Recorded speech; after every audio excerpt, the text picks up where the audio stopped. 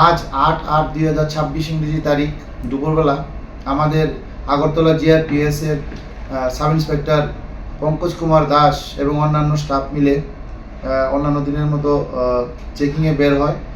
বের হওয়ার পর তারা যখন 1 নম্বর প্ল্যাটফর্মে চেকিং করছিল, তখন হঠাৎ করে লক্ষ্য করে যে একটি কম বয়সের ছেলে একটি ট্রলি ব্যাগ নিয়ে মেন গেট দিয়ে না প্রবেশ করে অন্য একটি রাস্তা দিয়ে প্রবেশ করেছে।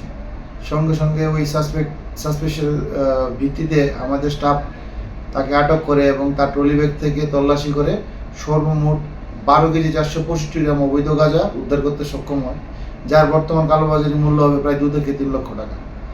সঙ্গে সঙ্গে আমরা তাকে আটক করি এবং তার কাছ থেকে ওই গাঁজাগুলা বাজেয়াপ্ত করি।